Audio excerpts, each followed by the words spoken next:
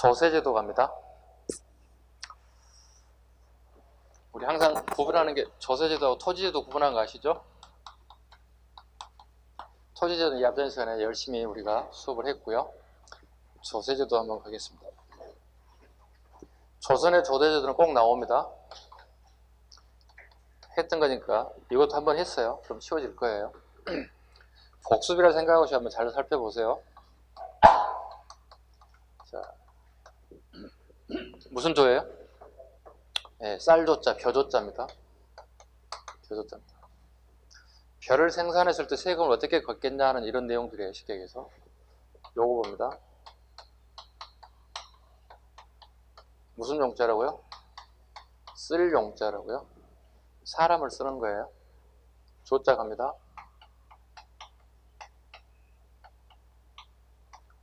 무슨 조자? 고를 조자입니다. 즉 특산물에 관련된 각 지역 특산물이 다르기 때문에 특산물을 골라서 세금을 걷어들이는 방법이에요. 이걸 조용조 세 가지로 이해합니다. 조용조다 보겠습니다. 조세인데요. 이건 민전이죠. 백성들이 가지고 있는 토지에 관련된 뭘 세금을 내겠다 했던 거예요. 그대로 10분의 1 수확량의 10분의 1입니다. 수확량의 10분의 1 세종 때 이걸 바꾸죠. 그죠? 세종 때 바꾼 걸 뭐라 불렀어요? 공법. 세금을 바친다. 바칠 공짜.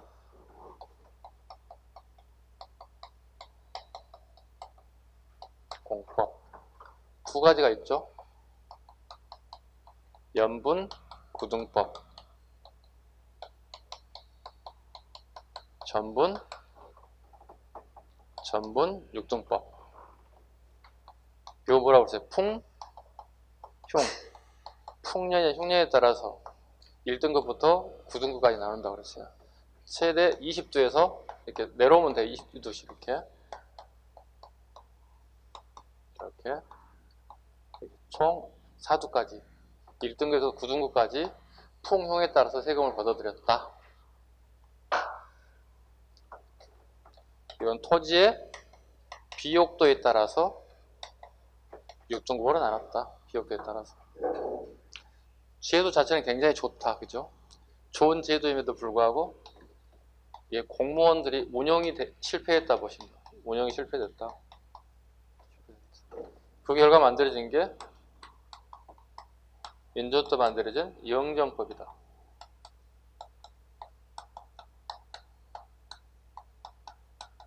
영구히 정했다는 거예요. 어떻게 해요? 토지 한 결당 몇 도로? 예, 4도로 고정했다는 뜻이에요. 지주들이 찬성할까 반대할까? 지주가 찬성하죠. 여기는. 지주가 찬성한다는 얘기는 질질 끄는 게 아니라 바로 실시할 수 있다는 거예요. 바로 실시할 수 있는 장점이 있어요. 지주들은 유리하지. 이렇게 되면 어떻게 지주들이 계속 거짓말 해야 돼요. 풍년임에도 불구하고 계속 흉년이라고 거짓말 해야 되는 상황이에요. 근데 거짓말할 필요가 없잖아. 한 길당 무조건 4도로 고정시켜버리면 찬성하는 거지. 싸울 일이 없잖아요. 바로 실시돼요. 대신에 조영결 조의 대종법은 지주들이 반대. 왜? 토지를 많이 가진 사람은 세금을 많이 내야 되기 때문에 반대. 그래서 몇 년 걸린 거야? 100년 걸린 거야. 꼭 기억하세요. 대동법은 지주들이 반대했다. 세금 많이 내라니까 반대할 수밖에 없지. 여기는요. 세금 적게 내라니까 어떻게 찬성하지. 이게 영정법이에요. 그럼 국가의 세금은 줄어들어서 늘어났어요. 영정법 실시하고 난 다음에는.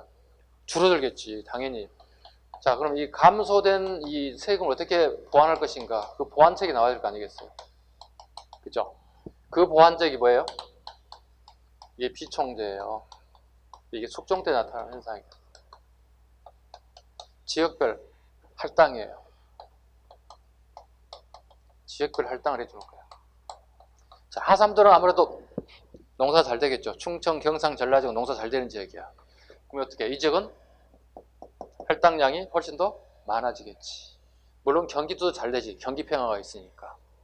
대신에 위쪽 항해도, 평안도, 함경도 이 지역은 아무래도 떨어지겠죠. 생산성이. 여기는 좀 더 양이 적어드는 거예요. 근데 이것도 마찬가지로 불평, 불만이 생길 수밖에 없지. 야, 누구는 농사지어 다 세금 받고 누구는 이렇게 되는 거야. 불평불만이 쌓이겠지. 이것도 좋은 방법은 아닌 거예요. 이것도 실패할 수밖에 없어.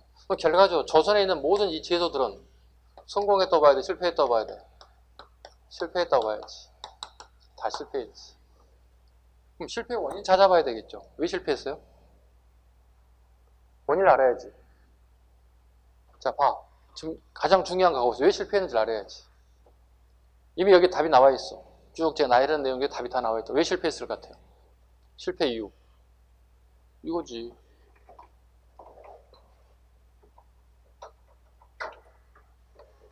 이거지. 수확량에 따른 세금이잖아.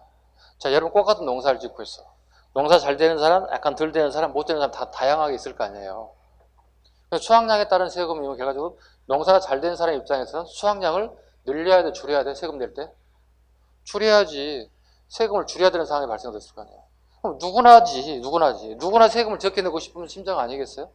그죠? 대한민국에 사는 사람이라면 한두 사람 빼고, 그죠? 네, 삼성 같은 재단 빼고, 네, 모든 사람들이 수익을 줄이려고 할 거거든요. 그죠? 결과적으로 수확량이라고 하는 이 제도 때문에 실패했다고 봐야 돼요. 수확량에 따라 세금 걷는 방법을 우리 뭐라 불러요? 한자로 결부법이라 불러요. 같은 말이에요. 실패한 원인은 결과적으로 수확량에 따른 세금 거뒀다는 거예요. 즉 결부법에 따른 세금을 거뒀기 때문에 실패할 수밖에 없다는 거지. 자, 이렇게 되고 난 다음에 여러분 다음 단계를 알아야 되는 게 뭐가 되는 거예요? 그렇지. 이제 갑신정비에 나와야 되는 거지. 갑신정비 때 뭐가 나오는 거야? 이게 지조법이 나오는 거야. 지조법 뭐야? 땅에 대한 세금을 내는 거야. 수확량이 아니라. 자, 봐. 서울 명동에 있는 상업은행 건물 평당 1억에서 2억짜리야. 한 평당. 자, 울릉도 갔더니 한 평당 10,000원짜리가 있어. 10,000원짜리하고 1억짜리하고 엄청난 가격차가 있지. 똑같은 평수는 같은데. 자, 그럼 명동에 빌딩 가진 건물주가 세금을 많이 내야 됩니까? 울릉도에 있는 한 평에 10,000원짜리를 가진 지주가 세금을 많이 내야 됩니까? 당연히 명동에 살고 있는 건물주가 세금 많이 내야 되지. 왜? 지세에 따라 세금 내는 거니까. 이거예요. 지세에 따라 세금 내는 거. 굉장히 합법적이잖아요. 자, 봐. 여러분 지금 현재 살고 있는 그 주거 보세요. 단독주택도 있을 거고, 아파트도 있을 거고, 내가 혼자 시골에서 올라가지고 전세방을 얻어서 사는 사람도 있을 거고, 공부를 위해서. 각자 다양할 거 아니에요. 봐요. 그럼 누가 세금을 더 많이 내야 돼? 아파트 평당 3천만 원, 4천만 원짜리 가진 사람이 세금을 내야 돼요? 아파트 평당 100만 원짜리 가진 사람이 세금을 많이 내야 돼요? 당연히 비싼 아파트 사는 사람 세금을 더 많이 내야 되는 거예요. 이게 뭐예요? 재산세예요. 요즘 책 뭐로 얘기할 수 있다? 재산세라고. 지금 7월 말에 7월 말까지 세금을 1차 재산세를 냈어요. 그죠? 그리고 9월 말에 한 번 더 나와요. 그러니까 한 번에 재산세 끝나는 집들은요, 재산이 많지 않다는 의미를 가지고 있어요. 40만 원 미만 원짜리예요. 근데 40만 원 이상 세금을 내는 사람은 부담을 줄여주기 위해서 우리나라에서 두 개를 분할해서 세금을 내게끔 만들었죠. 9월 말에 세금을 한 번 더 내야 돼요. 재민호 선생님 세금 2번 낸다? 선생님 주제에 9월 말에 세금을 한 번 더 내야 돼, 재산세를. 어때요? 괜찮아 되죠? 선생님 재산세도 안 내고 사는 줄 알았더니 세금을 2번 낸단 말이에요? 2번 내요. 특이한 케이스예요. 특이한 케이스잖아요. 재밌는 얘기 드릴게요. 선생님이 금년 초에 홍대에 친구들을 만나러 갔어요. 야, 우리 홍대에 가서 젊은이들의 기를 좀 뽑아먹자. 그런 취지로 홍대에 놀러 술 한잔 먹으러 갔어요. 가서 이제 친구들을 만났는데 사업하는 친구 하나, 그 다음에 치과 병원장 하나 친구, 그 다음에 저 이렇게 셋이 만났어요. 고등학교 동창들이 만났어요. 이런저런 하다 재산세 얘기가 나왔어요. 술 먹다 보면 이런저런 얘기 나오잖아요. 사업하는 친구가 이렇게 재산세가 10억 나왔어 그래요. 재산세 10억 나왔대요. 아 그래? 나 가만히 생각해봤어요. 내가 재산세 내기 한 150 정도 돼요. 적지 않다고 생각 불만을 가지고 있어요. 항상. 돈도 없는데 뭐 재산세를 이렇게 많이 내리 생각을 했어요. 치과 의사 이렇게 했더. 나는 1억이야 재산세가. 서서히 듣다 보니까 내가 열이 받았어. 술맛이 뚝 떨어져. 술도 못 먹지만. 나는 어차피 거기 가서 술 한 잔 먹고 끝나는 사람인데, 네, 술 한 잔 먹고, 나 갈게. 왜? 기분 나빠서. 왜? 왜 기분 나쁜데? 재산세를 그렇게 내는 사람이 있는데, 나는 100 얼마 내고 고작 세금 많다고 투덜거리고 사는데 야 어떻게 1억 10억씩을 세금을 내고 사냐? 나 도저히 여기에 있을 수가 없다. 이런 부르주아들 어떻게 같이 살 수가 있어? 박차가 나왔어. 박차가 나왔어. 도저히 1억 이상 재산세 있는 사람은 도저히 나는 술을 같이 마실 수가 없다. 네, 부르주아들하고. 그래 박차가 나왔던 적이 있습니다. 그게 쉽게 해서 뭐예요? 지세예요. 그래서 제 목표는 재산세를 앞으로 1억을 내는 걸로 1억을 내는 걸로 바꿨습니다. 지금 이 나이에 재산세를 1억을 내는 게 꿈이라도 한번 크게 만들어 보려고 이렇게. 여러분 꿈은 뭐예요? 재산세? 공무원이 되면 재산세 많이 못 내. 월급 딱 드러나 있잖아요. 많이 낼 수가 없잖아요. 1억은 거의 꿈의 돈이라고 봐야 되겠죠. 그럼 아버지로부터 받는 것밖에 없어. 아버지 유산 받아서 재산세 1을 내는 방법밖에 없어. 아버지한테 잘하셔야 돼. 혹시 할아버지 살아생전에 뭐 사촌 동생 누구 증여해버릴 수도 있어. 자식이 꼴미워가지고 잘하시면 돼요. 자, 이해 가셨죠? 재산세 이해 가셨죠? 지세라고 하는 거 이해 가셨습니까? 쭉 끝났어요. 용 볼게요. 두 가지가 있죠. 군역과 요역 두 가지가 있어요. 요 누가 군대 가는 거죠, 여기는? 정남은 16세에서 60세 미만의 남자를 뭐라 불러요? 정남이라 불러요. 여기서 말하는 정은 이름 정자이기도 하지만 노동력의 단위라는 거 꼭 기억하셔야 돼요. 우리 역사에서 이 정자가 나오면 노동력을 의미해요. 그러니까 노동력이 가능한 남자를 몇 살부터 보고 있는 거야? 16에서 60세 미만의 남자를 보는 거야. 가끔 한정 이렇게 본다고. 조선시대에 남자는 20세 이상이면 누구나 군대에 가야 된다. 뭐야 보면 양인 기병제기하고 있잖아. 아까 제가 얘기한 것도 뭐가 틀렸어요 지금? 자, 조선시대는 20세의 성인 남자는 모두 다 군대를 가야 된다. 양인 기병제 설명. 뭐가 틀렸어요? 모두 다는 맞지. 양인 이상은 다 가야 돼. 노비는 안 가더라도 양인 이상은 다 군대를 가야 돼. 양반들 자제도 가야 돼. 하물며 왕족도 가야 돼. 왜? 노블레스 오블레스 실천해야 되니까. 근데 선생님 말한 것 중에 뭐가 틀렸어요? 20세 이상은 틀렸지. 왜 틀렸어? 정남이 가야 된다니까. 정남은 여기라니까. 나이가 16세 이상이라니까. 보통 우리 28 청춘 얘기하잖아. 28 청춘은 결혼할 수 있는 연령을 얘기하는 거야. 조선시대에. 요즘쯤 16살이면 중학교 3학년 정도밖에 안 되잖아요. 중3 때 남자 여자 결혼했어. 여러분 전부 다 애 엄마 애 아빠 될 사람들이 다 나이가 다 오버된 사람들이. 늦었어. 여러분들 결혼이 너무 늦었어 지금. 늦었죠. 40대면요 손잡아야 돼요. 손잡아야 돼요. 혹시 여기 30대 중반인 분이 계시다면 반성해야 돼. 빨리. 결혼대가 너무 많이 늦었네. 이렇게 반성해야 돼. 자, 이게 양인 개병제. 자, 정남입니다. 군대 가는 사람들. 요역 봅니다. 요역. 이건 노동에 차출되는 거예요. 노동에 차출되는 거예요. 최소한도 1년에 6일 정도를 기준으로 잡아요. 이걸 갖다 우리 보통 이렇게 얘기해요.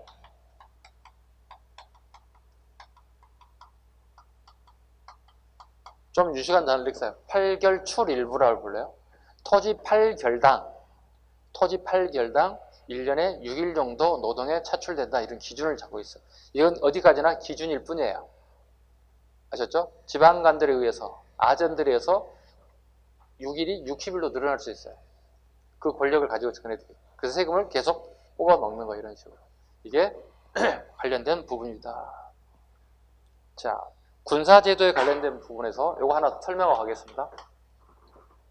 지금 우리 교재 보시면 354쪽 두 번째 줄에 보시면 군사제도와 군역제도의 시기별 변화가 있죠. 이 부분을 제가 한번 설명을 하겠습니다. 자, 조선 전기에 군대는 어떤 사람이 간다고요? 양인 개병제. 양인 이상의 신분을 가진 사람 모두 다 군대를 가야 돼요. 아셨죠? 그 다음에 조선 전기에 군인의 숫자, 그 다음에 군인들에게 군인들이 먹여 살 수 있게끔 가족들이 일정 금액을 내야 돼요. 이와 같은 제도를 보인제도라고 불러요. 보인. 보호할 포자, 사람을 보호한다. 자, 우리 큰아들이 군대를 갔어요. 예를 들어서. 그러면 저하고 우리 둘째 아들놈이 군대 가 있는 큰아들을 위해서 일정 비용을 부담해야 돼요. 이와 같은 제도를 보인제도라고 불러요. 자, 남의 집 아들이 군대 간 남의 집 사람들이 그 비용을 댈 수는 없겠지. 거의 대부분이 가족들이 이걸 부담해. 이걸 갖다가 봉족제도라고 돼. 보인제도, 봉족제도는 같은 말이에요. 지금처럼 우리가 국가 예산이 있어서 군대 간 사람들에게 먹여주고 재워주고 월급까지 다 주잖아요. 그런 시대가 아니에요. 이 시기는. 국방비가 태부족이에요. 그리고 별도로 우리는 현재 21세기 살면서 국방비를 따로 우리 내지를 않아요. 국가 총 예산 중에 국방비가 따로 측정이 될 뿐이거든요. 국가 예산에서요. 이 시기는 그런 시대가 아니었다는 거예요. 그러다 보니 이런 군대 간 군인의 숫자와 그 다음에 보인의 숫자, 보인도 달라요. 육군은 2명이고 수군, 오늘날 해군이죠. 이건 3명이에요. 기준. 이런 것도 물어보는 경우가 있어요. 최소한도 아들이 군대에 갔다면 아들을 먹여 살리고 있는 육군이라면 최소한 2명 정도가 보인으로 임명되고 먹여 살려야 되는 거고, 수군, 해군 같은 경우는 3명 정도가 기준이에요. 장교도 여기 3명 들어가야 돼요. 장교들도요. 장교라서 그냥 날로 먹는 게 아니라 다 이게 있어야 돼요. 자, 봐봐요. 이 결과 어떤 현상이 벌어지는지 보겠습니다. 이 결과 군의 숫자가 조선 전개 세종대왕을 기준으로 해서 기록마다 약간씩 달라요. 군인 숫자와 보인 제도를 합쳐서 80에서 120만까지 봐요. 기록에 따라 약간씩 다 달라요. 논문에 따라 어떤 논문은 80만, 70만, 어떤 논문은 120만, 어떤 논문은 150만까지 봐요. 가서 보지를 않았기 때문에 기록만 가지고 연구를 하기 때문에 어쩔 수밖에 없는 이런 기록들이 나와요. 최소한 80에서 120만 정도의 보인 또는 군이 포함되어 있다고요. 그런데 조선 전기의 우리 대의 정책은 뭐예요? 4대 교린책이죠. 우리가 더 강한 나라는 명나라죠. 우리가 약한 나라는 여진족과 애죠. 여진족과 애는 이게 교린책이에요. 약한 나라에 하는 거죠. 애하고 그 다음에 여진에게 하는 정책이 교린책이에요. 강경책과 온건책을 2가지 다 쓰는 게 교린이에요. 우리보다 더 강한 나라는 4대 여기 명나라잖아요. 근데 우리가 애가 왔을 때 어떻게 세종대왕이 쓰심하게 싹 쓸어버렸잖아. 그죠? 계속 우리나라 서해안, 남해안, 서해안을 이렇게 찔쩍찔쩍하니까 다 찔러버렸어. 여진은요, 세종대왕 때 어떻게 최인덕과 김종서를 통해서 4군 6지를 개척해버렸잖아. 압록강 두만걸 다 우리 땅으로 만들어버렸잖아. 간단해. 이 정도는 간단해. 자, 이런 걸 방비하기 위해서 만들다 보니 80만, 120만 숫자가 늘어났어. 정작 군대에 많은 명나라하고 우리가 4대강을 맺어서 싸워야 할 일이 없어. 매년 조공갈 바쳐야 되는 상황이야. 싸울 일이 없잖아, 명가로. 근데 문제는 군대 숫자가 많아요, 적어요? 많지. 지금 우리나라 정예군 60만을 목표로 가요. 60만이에요. 60만도 좋은 건 아니에요. 근데 봐보세요. 더블 이상이에요. 여기 더블이에요. 문제가 무슨 문제가 발생하겠습니까? 이 숫자가 줄어들어.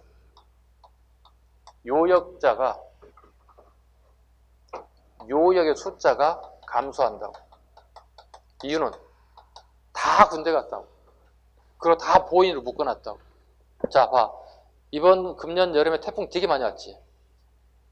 태풍 안 온 동네가 없잖아. 거의 다 한 번씩 맞았잖아.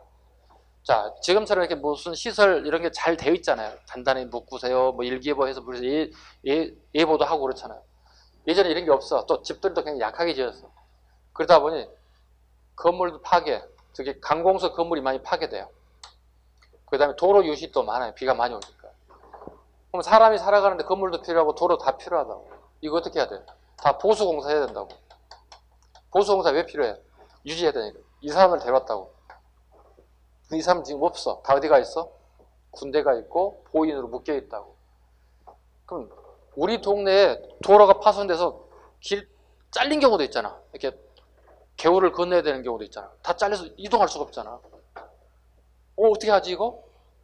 도로 포장도 해야 되고 묶어야 되고 다 연결해야 되는데 이때 우리 주변 여기 A 지역에 봤더니 군부대가 있단 말이야. 여기에 부탁을 해. 지역 시장님, 군수님 도와주세요. 이렇게. 여기서 어떻게 해요? 한 1000명 정도 지원받아. 그리고 여기를 작업을 개시한다고. 여기 남성분도 군대 다니셔서 이거 다 해봤어. 군대 시절에 뭘 해봤어? 대민봉사 해봤어. 대민봉사야. 오늘날의 대민봉사야. 이게 요역이야. 그 선생님 군대 시절에 이거 나갈 때마다 아씨 요역 차출됐네. 옆에 친구들이 중얼중얼해. 동기들이 요역이 뭔데? 요역이란 게 있어. 요역이 뭐야? 대민봉사야. 그 대민봉사 뭔데? 요역이야. 네. 왜? 설명하면 어떻게 해? 칠판 갖다 달라고 설명을 해줘야 됩니다. 어렵잖아. 말로 할 수밖에 없긴 한데 이해를 못해. 여기 있는 분들은 거의 동일해. 이해를 못해. 요 얘기 뭔데요? 여태 설명해도 여기를 못 알아먹어. 요거라고. 내 노동의 대가를 받지 않고 그냥 몸으로 가서 떼어주고 운동하는 거야, 가서. 노동의 대가가 없어요. 이게 요역이에요. 이게 의무사항이에요. 군역과 요역이 의무사항이에요. 자, 이 사람들 끌어다가 이걸 메꿨다고. 이걸 우리 뭐라 불러요? 군역의 요역하라고 불러요. 중요한 단어 나왔어요? 군역의 요역하요. 봐봐요. 군대를 내가 갔어요. 그죠? 군대 가서 어떻게 나라를 지키기 위해서 싸워야 되는 거죠. 준비를 해야 되잖아요. 갑자기 나라를 지키다 말고 뭐 하는 거야? 노동에 차출됐다는 뜻이에요. 자, 지금 생각하면 대민봉사는 좋은 의미를 받아들이죠. 같은 대민봉사 나가서 같은 우리 백성들의 어려운 삶을 같이 해주는 거잖아요. 무게를 좀 덜어주고 도와주는 의미를 가지고 있잖아요. 그 시기는 이게 요역하라는 표현을 썼다고요. 근데 이게 뭐예요? 가면 갈수록 힘들어지는 거예요. 군인 생활이 힘들어진다고. 군 생활도 빡센데 밖에 나가서 여기까지 노동까지 차출돼서 일을 해야 된다고. 가면 갈수록 힘들어진다고. 군역이 요역화 현상이 벌어진다고. 자, 그러면 군대 가는 사람들이 이제 군대를 기피하는 현상이 벌어진다고. 아, 군대 갔더니 군도 생활해야 되지, 노동에 차출돼야지, 편할 날이 없어. 죽겠어. 어떻게 알아? 휴가 나온 사람이 막 다 얘기해 주는 거야. 그래서 홍길동이라는 사람이 이렇게 시작하는 거야. 아빠, 나 다음 달에 군대 가야 되잖아. 그렇지, 갔다 와. 가기 싫은데 어떻게 갈까? 그래? 진짜로? 예, 안 가고 싶어요. 알았어. 아빠가 얘기해 주지. 어떻게 얘기할 건데요? 우리나라는 좋은 나라야. 군대를 대신 가주는 사람이 있어. 예, 프로페셔널한 사람들이 있어요. 군대를 대신 가주는 사람들이 있어요. 그 사람들 갖다가 우리는 대립군이라 불러요. 대신할 대자죠. 세울 입자죠. 대신 군대 가는 사람이에요. 이와 같은 제도를 뭐라 불러요? 대립제라 불러요. 대립제에서 대립군이 양성되기 시작해요. 이 사람들이 남 대신 군대 가주는 역할이에요. 여기는 전문적으로 군대만 대신 가주는 사람들이에요. 여기는 그러다 보니 연세가 40, 50, 60 드신 분들이 대신 군대를 가주는 거예요. 20살짜리가 군대 가야 할 나이에 얘들이 대신 군대 가주는 거예요. 그럼 대립제로 얘들은 군대를 안 가는 거지. 이렇게 번역할 수 있겠죠? 군에 대한 개인의 비리가 시작됐다. 꼬리가 길면 우리 속담에 잡히지. 자, 대립제를 하다 보니 많은 사람들이 이 사실을 알게 됐지.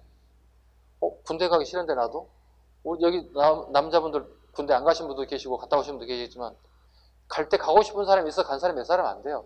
장교를 지원했다든가 뭐 직업군인제를 하겠다든가 하사관 이상 가겠다든가 이런 사람들 이제 사병들은 어쩔 수 없이 갔다 와요. 속되게 얘기해서.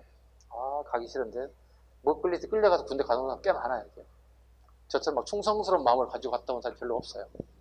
국가에서 나를 부르다니 나를 남자로 보는구나 뭐 이런 고마운 마음으로 가야 되는데 대부분 사람은 그렇지 않아요. 비웃는군요. 선생님을. 에이 뭐 이러는군요. 알겠습니다. 자, 그러다 보니 이제 이런 게 등장합니다. 반군수포제, 군적수포제 이런 게 등장해요. 이건요, 요즘쯤 좀 번역하자면 군에 대한 모든 부분을 하는 행정관청이 병무청인 거 아시죠? 병무청의 직원들이 노골적으로 얘기하는 거야. 요즘 말로 바꿔볼게요. 여러분 이해하기 쉽게끔. 군대에 가기 싫은 사람은 병무청 2천만 원씩 가져오세요. 2천만 원씩 가져오세요. 그래요? 2천만 원 갖다 준다고 내 군대 가기 싫다고 나 면제시켜달라고. 그러고 난 다음에 병무청이 뭘 하냐면 군대를 대신 갈 사람을 모집하는 거야. 여기 대립자는 개인이 알선해서 찾아가는 거잖아.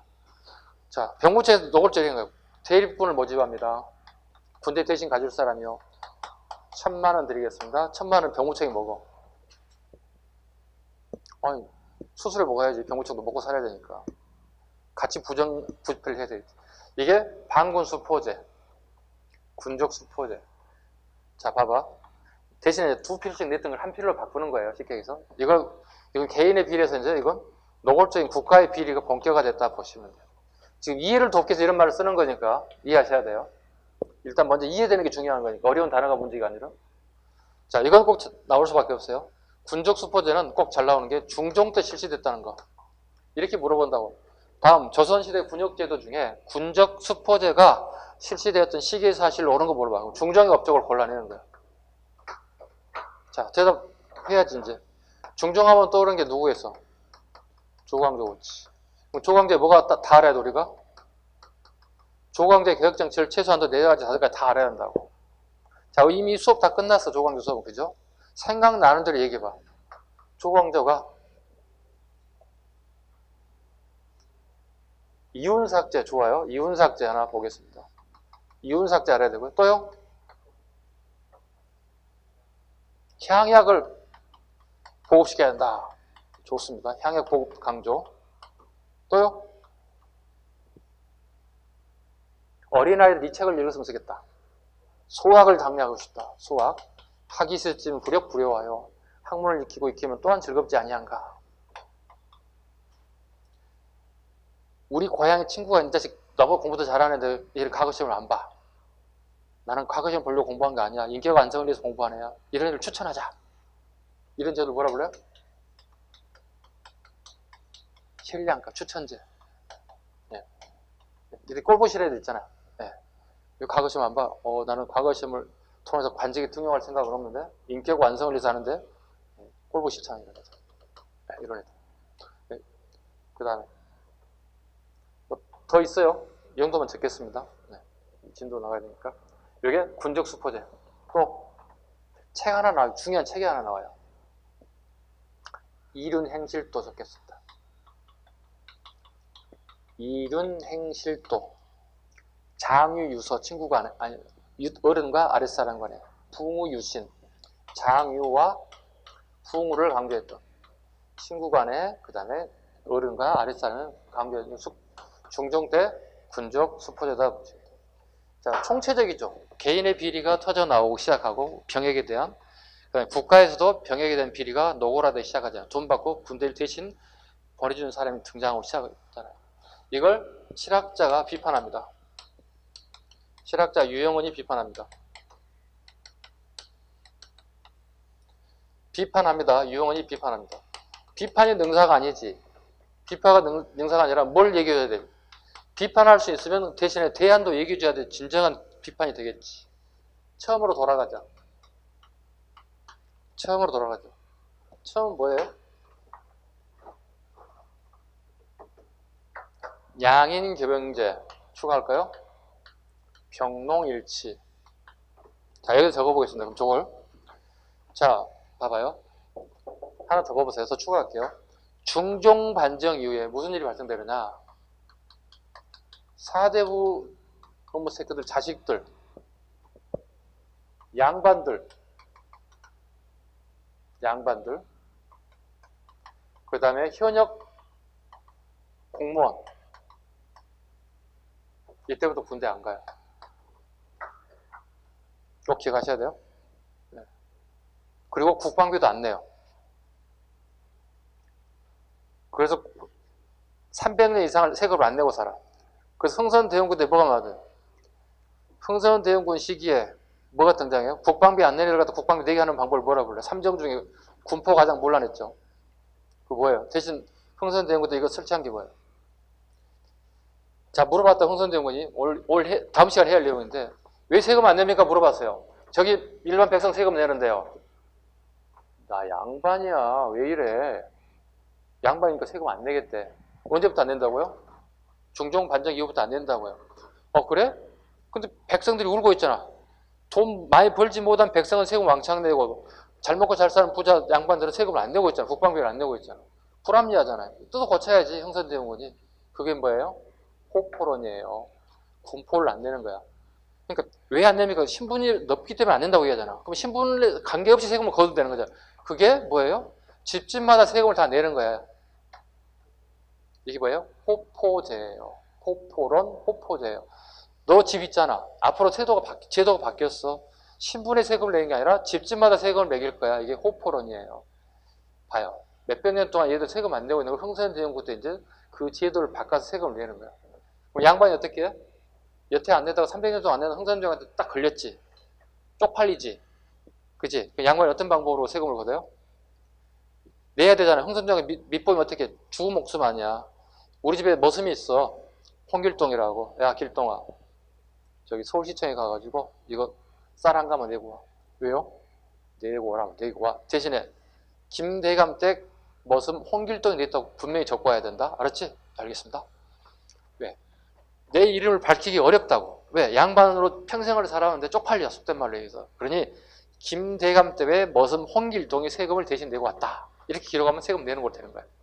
체면 유지, 양반 체면 유지, 채통을 지키기 이런 방식으로 세금을 냈다고.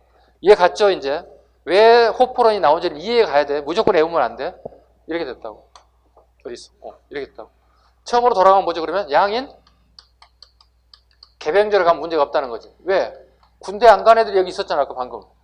이거 억울한 거 없애면 된다는 거지. 유형이 이렇게 주장했다는 얘기야. 그 다음에 가장 또 문제가 뭐야? 국방비를 낸다는 거야.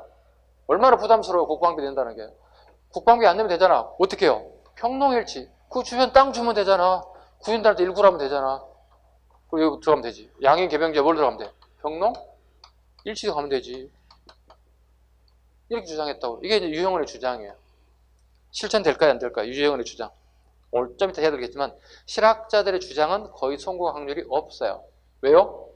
요즘 치면 NGO 단체야. Non-Government Organization이야. 우리 행정학에서 배운 비정부 정치기구들이 주장한 내용이기 때문에 별 효과가 없어요.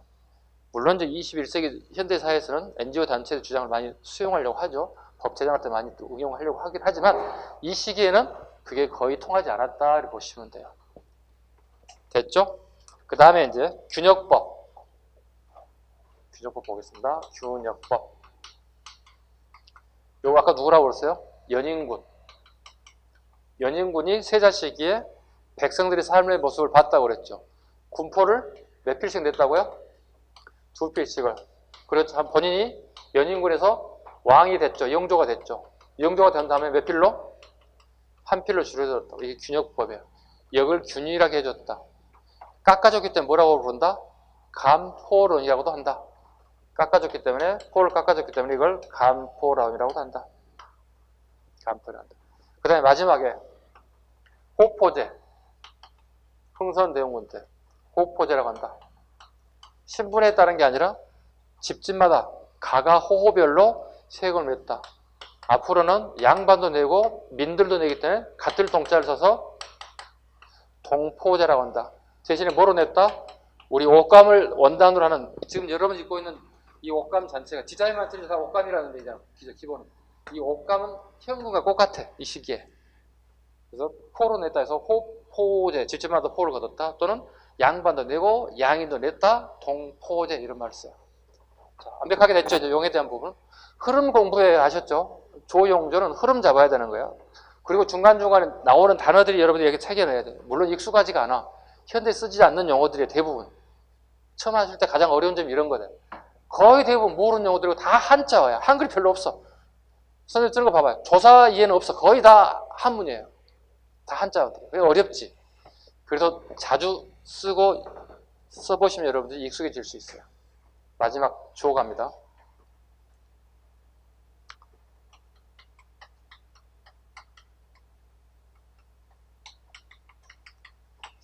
상공, 별공, 진상 세 가지가 있어요. 상공, 별공. 이거 전부 특산물들이에요. 지역의 특산물들입니다. 그렇기 때문에 골라서 낸다는 얘기야. 누가요? 국가에서 특산물을 고르겠다는 뜻이에요. 자, 봐보죠. 왕이 누구에게 세금 바치라고 얘기하는 거죠? 자, 봐봐요. 여기에 나오는 상공, 별공, 진상은 지방간이 왕에게 주는 거예요. 원칙적으로 그렇습니다. 선택지를 틀시면 안 돼요. 특산물은 지방간이 왕에게 주는 거야. 즉, 민이 다이렉트로 주는 게 아니라고. 한 바퀴 돌아서 들어간다고. 지방간이 무슨 농사 짓는 사람 아니잖아요. 지방간이 민들의 특산물 거두어서 왕에다 바치는 거예요. 상공 갑니다. 이건 곡식 종류예요. 곡식 종류의 특별한 것은 별도로 걷어갔어요. 별공은 주로 유실수들이에요. 과일 종류들. 여기는요, 해산물들이에요. 주로. 꼭 그렇진 않지만 주로 이렇게 편성이 되어 있어요. 자, 이게 문제가 되는 거예요. 이게 왜 문제가 돼요? 자, 봐봐요. 세금을 내는 사람들 거의 대부분이 농민과 어민들이잖아요. 이 사람들은 농사 짓기 바쁘고 고기 잡거나 그 다음에 나머지 해산물을 생산하거나 채취하는 데 바빠서 세금 낼 시간이 없어요. 그래서 세금을 대신 내주는 사람이 있다고요.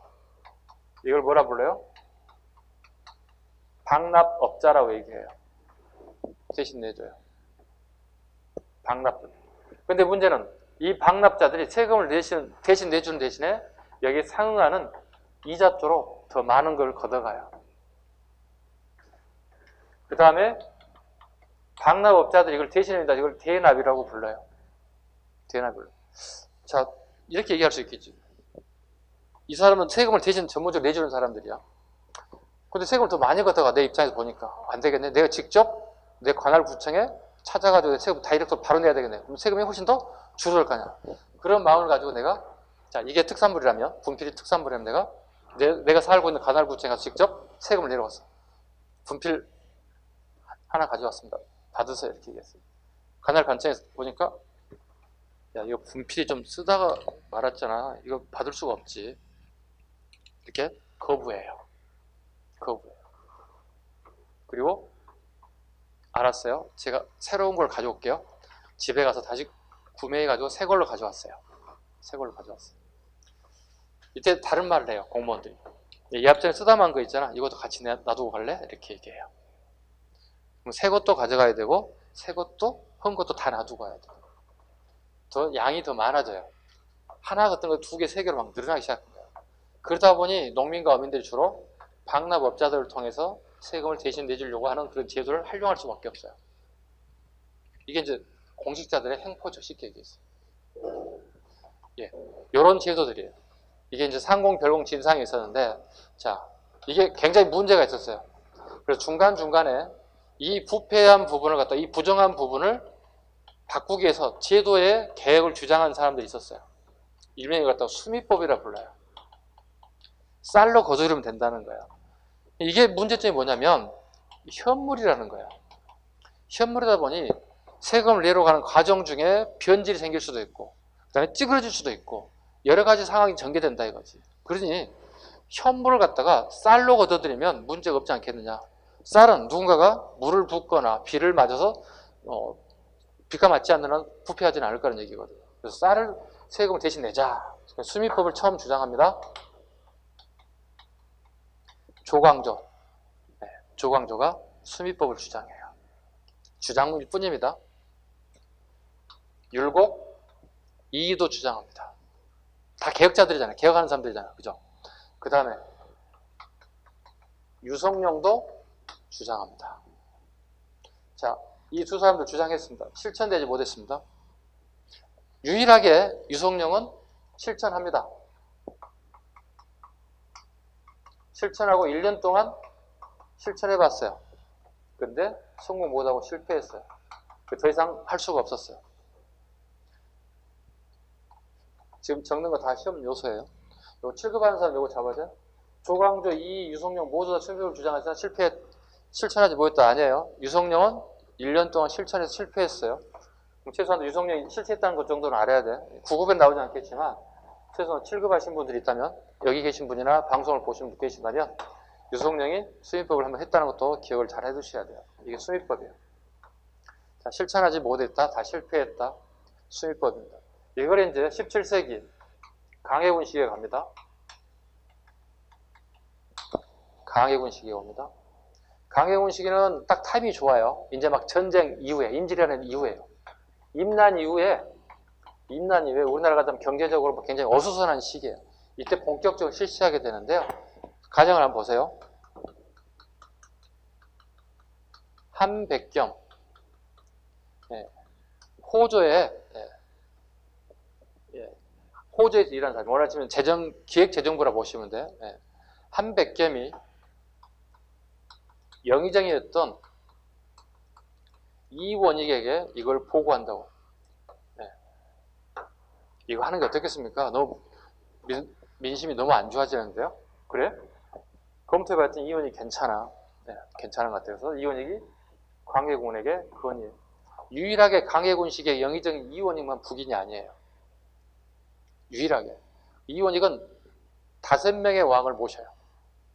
네, 조선적인 신숙주와 비슷한 사람이에요. 네. 그래서 우리가 숙주나물 얘기하잖아요. 잘 변한다고 왕을 5명이나 모시다니. 저렇게 변절이 죽부르시지 않다 이런 뜻을 가지고 있거든요. 네, 이원익이 그런 인물이에요. 근데 이원익은 다르게 표현하면 특정 붕당에 들락날락하지 않은 사람이에요. 그냥 자기 행정적인 일만 딱 하는 거예요. 그냥. 참고로 이원익은 왕족이에요. 왕족이에요. 선생님, 왕족이 어떻게 관리 나올 수 있습니까? 3대가 지나면 과거 시험을 올 수가 있어요. 3대까지는 왕족의 친인척들이 들어오면 안 돼. 그래서 3대가 지나고 난 이후부터는 능력이 있으면 시험 봐서 올 수 있어요. 대표적인 케이스가 이원익이에요. 그러니까 아무래도 이원익은 왕족 출신이다 보니까 더 좌우로 붕당이 치우치지 않고 잘 할 수 있지 않았을까. 이원익이 건의해서 강해군 때 본격적으로 어디에서 출발합니까? 경기도에서 출발합니다. 그리고 이 대동법을 전격 실시하게 되는 그 청도 하나 만들죠. 이걸 선해청이랍니다. 대동법을 본격적으로 실시하는 그 관청 이름을 선해청이랍니다. 자, 이 문제를 해결할 수 있는 방법은 뭐라고 얘기합니까? 미포전이다. 현물 대신에 쌀, 포, 동전을 냅니다. 이거 다 돈과 같은 거. 요즘에 돈과 같은 기능을 가지고 있다. 이걸 해결하자. 이 결과, 요거 보시죠. 별공과 진상은 고칠 수가 없었어요. 이 두 개는 그대로 유지됐어요. 왜요?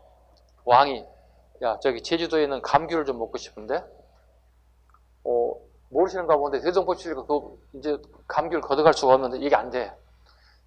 대신에, 저기,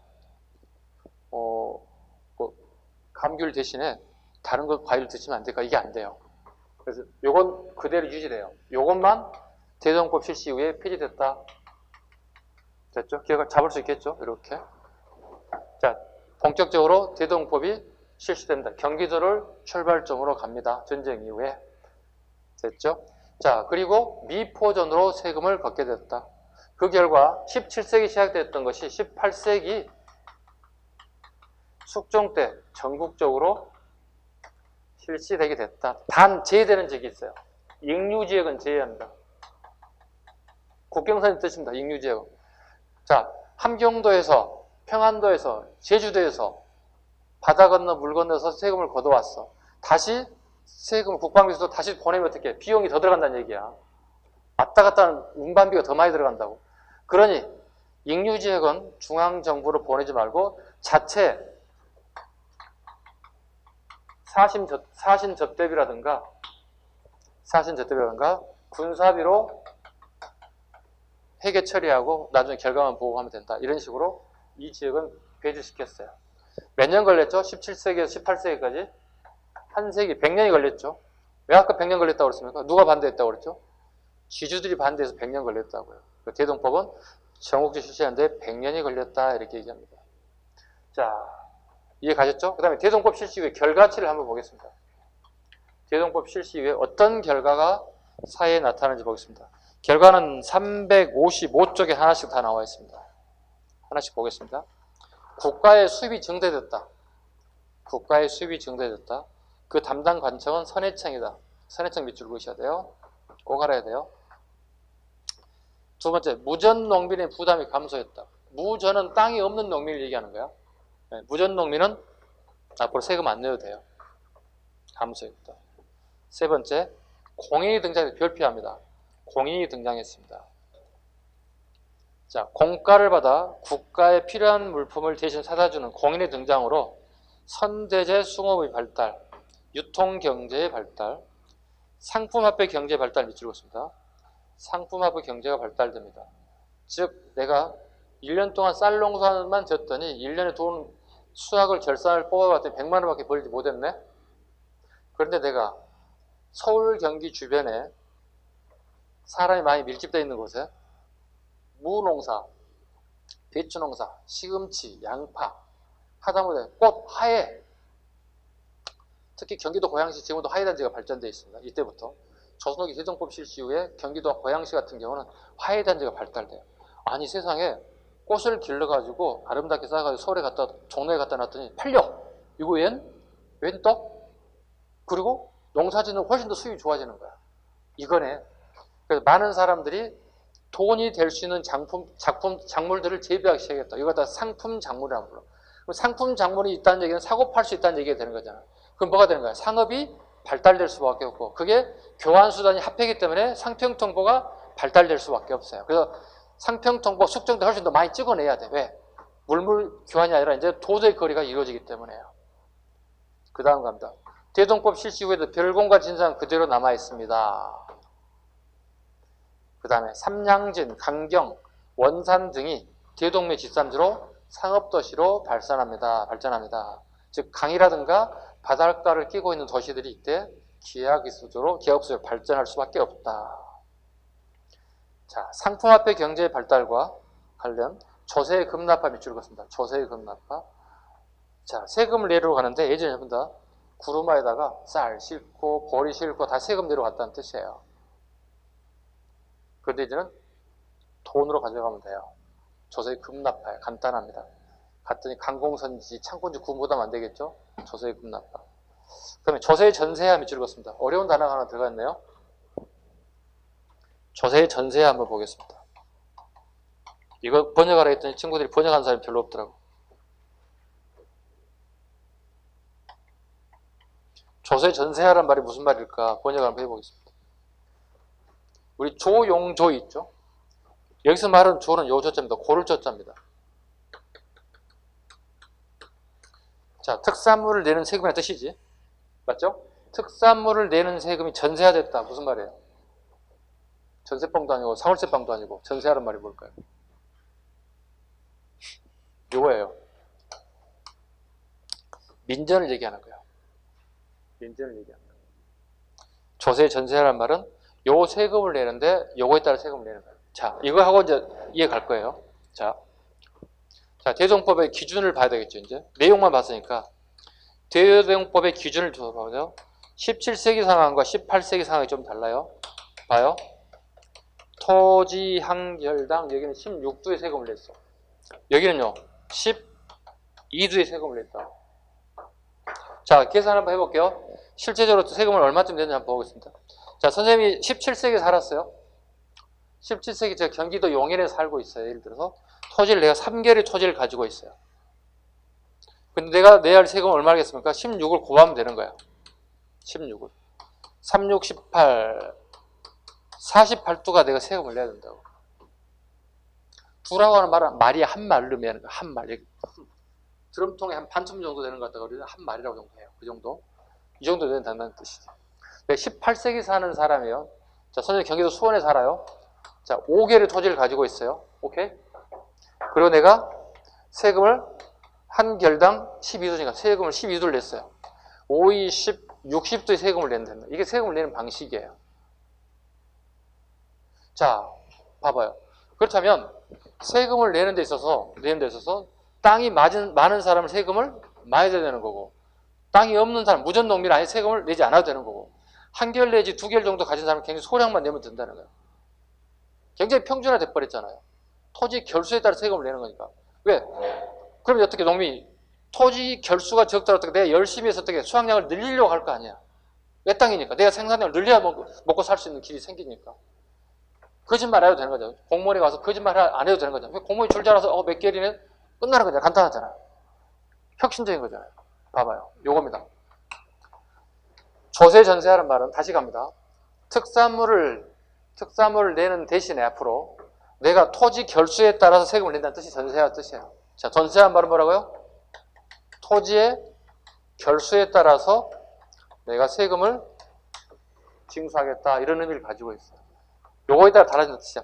요 특산물을 내가 가지고 있는 토지에 따라 세금을 달라진다. 이걸 전세화, 밭전자를 쓰는 거예요. 내 밭이, 논밭이 얼마 있느냐에 따라서 세금을 낸다. 이런 표현을 조세의 전세화란 말을 써요. 그다음에 유치 및 상남의 비중은 같았으나 시간이 갈수록 상남의 비중이 높아졌다. 빈 공간 하나 찾아보겠습니다.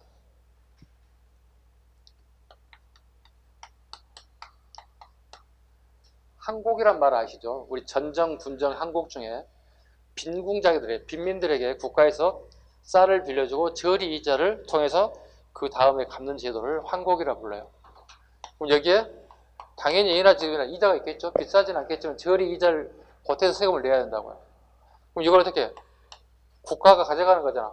원곡도 가져가고 이자도 가져갈 거 아니야.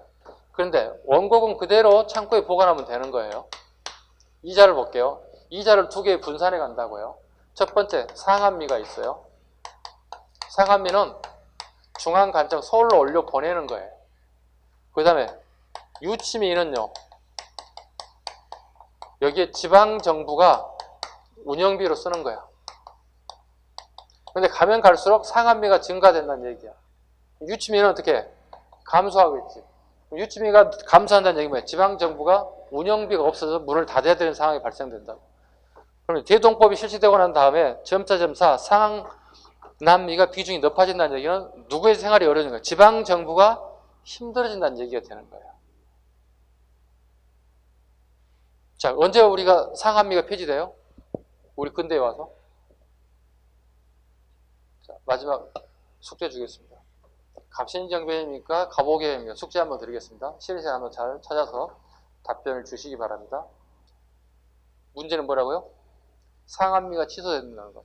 상한미가 취소된다는 얘기는 유치미를 그 이자를 지방정부 다 쓰라는 얘기가 되는 거예요. 지방정부의 행정비용을 쓰라는 얘기예요. 문 닫게 생겼으니까. 찾아보세요.